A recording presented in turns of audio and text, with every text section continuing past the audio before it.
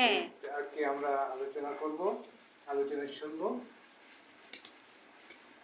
কোন ভাইজান আমরা শুনি চিংড়ি মাছ কিভাবে আমরা কিভাবে পোনা মজুত করব, পোনাটা কিভাবে মজুত করা যায়, মজুত রাখা যায় কিভাবে, ও তারপরে আমরা একটু বড় করে ছাড়বো, বড় করে ছাড়বো, এই বিষয়ে আমরা জানবো। এর আগে তাই। শ্রোতারা যদি ফোন করতে চায়, ফোন নাম্বারটা একটু কোন শ্রোতাদের ফোন নম্বরটা বলে দিই। হয় 019 019 74 74 12 12 19 19 70।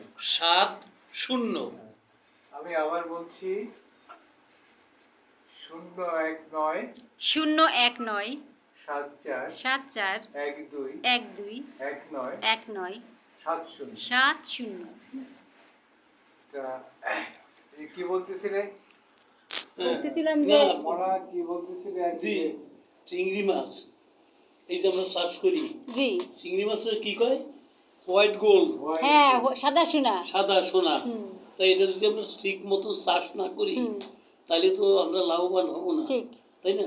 এটা তো বিদেশের বাজারে যে এটা মাছ যে শোনা হয়েছে। হ্যাঁ, তাই আমাদের মধ্যে যে দাদা আছেন, দাদা তো এই কিভাবে ভালোভাবে চাষ করা যাবে, উৎপাদনটা ভালো হবে, এই সব কিছু নিয়ে একটু কথা কয়ে না, একটু মন দিয়ে শোনো। হ্যাঁ কোন ভাইজান তাহলে আমরা শুনি। ধন্যবাদ আমাদের শ্রোতা ভাই ও বোনেরা। আমরা আজকে অত্যন্ত গুরুত্বপূর্ণ একটা বিষয় নিয়ে আমরা আলোচনা করতে যাচ্ছি। সেটি হচ্ছে চিংড়ির পোনা মজুদের সতর্কতা এবং করণীয়। জি, আমরা সবাই জানি যে আমাদের দেশের যে উপকূলীয় অঞ্চল, বিশেষ করে আমাদের যে খুলনা, সাতক্ষীরা, বাগেরহাট, নড়াইল, এই অঞ্চলের লবণ পানি এবং আধা লবণ পানিতে এটা বাগদা চিংড়ি এবং গলদা চিংড়ি চাষ হয়ে থাকে। জি, লবণ পানিতে বাগদা চিংড়ি চাষ হয় এবং মিষ্টি পানিতে গলদা চিংড়ি চাষ হয়। জি এই আপনার এখন যে জানুয়ারি বা ফেব্রুয়ারি মাস, এখন থেকে বাগদা চিংড়ি চাষ শুরু হয়ে যাচ্ছে। জি এবং এপ্রিল মে মাস থেকে আমাদের গলদা চিংড়ি চাষ হয়ে থাকে। জি তো আমাদের দেশের চাষিরা তাদের যে কারিগরি জ্ঞান এবং দক্ষতা, এটার উপরে ভিত্তি করে বিভিন্ন পদ্ধতিতে তারা চিংড়ি চাষ করে থাকে। জি সনাতন পদ্ধতি আছে, উন্নত সনাতন, আদা নিবিড়, বিভিন্ন পদ্ধতি। জি তো যে পদ্ধতিতেই তিনি চিংড়ি চাষ করুন না কেন, আগে চিংড়ির পোনা যেটা মজুদ, এই মজুদে কিছু সতর্কতা অবলম্বন করতে হবে। জি মজুদে যদি আমরা যথাযথভাবে আমরা নিয়মকানুন মেনে না চলি, তাহলে পোনা যেহেতু অনেক ছোট, আমাদের একেবারে শিশু সন্তানের মতো, তাহলে আমাদের পরিচর্যার অভাবে এই পোনাগুলো অনেক সময় মারা যায়।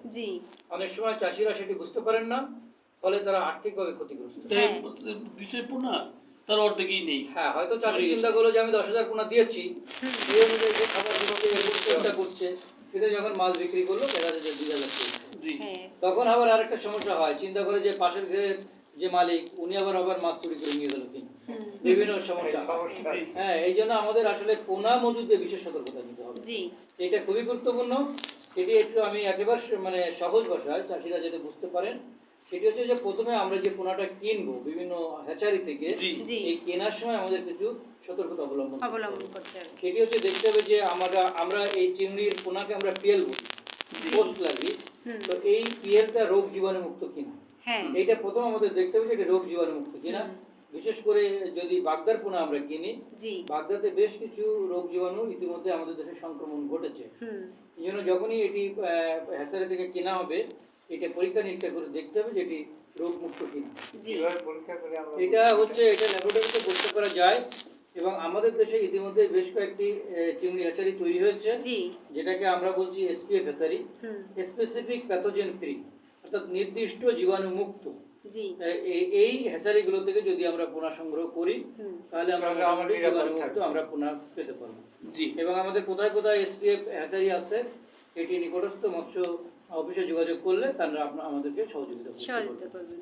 তো এটা প্রথমে দেখবো যে আমরা পিএল রোগ জীবাণু মুক্ত কিনা। এরপরে আমরা খালি চোখেও আমরা কিছু বৈশিষ্ট্য আমরা দেখতে পারবো। সেটি হচ্ছে যে পোনার যে রং, এটি উজ্জ্বল বর্ণের থাকতে হবে।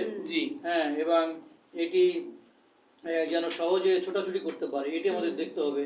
পোনাগুলো যদি এক জায়গায় গতিবেগটা দ্রুত থাকবে, এক জায়গায় এসে যদি দলা বেঁধে থাকে, তাহলে পোনাগুলো সমস্যা আছে। হ্যাঁ, সুস্থ না।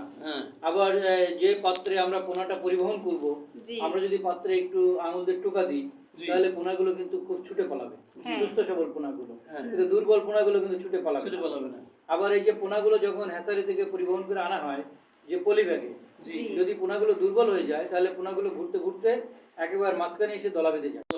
হ্যাঁ, তো যে পলি ব্যাগের ভিতরে যত বেশি পোনা দলা বাঁধছে মনে হবে যে এই পোনাগুলো দুর্বল, জি এই পোনা ঘেরে কখনো এটা মজুত করা যাবে না। যাবে না এই জন্য আমাদের সুস্থ সবল পোনা সবসময় আমাদের মজুত করতে হবে। জি আরেকটা জিনিস হচ্ছে যে গুরুত্বপূর্ণ, সেটি হচ্ছে পোনাটা যখন আমরা হ্যাচারি থেকে আনবো, তাহলে এই হ্যাচারিতে যে পানি, যে বিশেষ করে বাগদার ক্ষেত্রে জি পানির যে লবণাক্ততা ছিল এবং আমরা যে পুকুরে পোনাটা ছাড়বো এই পুকুরের পানির লবণাক্ততা একই রকম হতে হবে। আচ্ছা। যদি লবণাক্ততার পার্থক্য থাকে তাহলে পোনা এই ধকলটি সহ্য করতে পারবে না, মরে যেতে পারে। মরে যেতে পারে। যেমন আমরা যদি দেখি যে আমাদের কোনো শিশু সন্তানকে আমরা যদি খুলনা থেকে ঢাকায় নিয়ে যাই বা অন্য কোনো জায়গায়, হ্যাঁ তাহলে কিন্তু আবহাওয়ার কারণে হঠাৎ করে সর্দি অসুস্থ, কাশি বিভিন্ন সমস্যা শুরু হয়। হ্যাঁ, জি। ঠিক সমস্যা একই হয়। রকম কিন্তু চিংড়ির পোনার ক্ষেত্রেও কিন্তু এই ঘটনাটা ঘটে। তাহলে আমরা পানি বাজায় নেব হ্যাঁ, ভাজায় নিতে হবে। এখানে এই ক্ষেত্রে যে কাজটি করতে হবে, আমাদেরকে আগে জানতে হবে যে আমাদের হ্যাচারি থেকে যে পোনাটা দিয়েছে এর পানির লবণাক্ততা কত পিপিটি আছে। জি। ঠিক সেইভাবে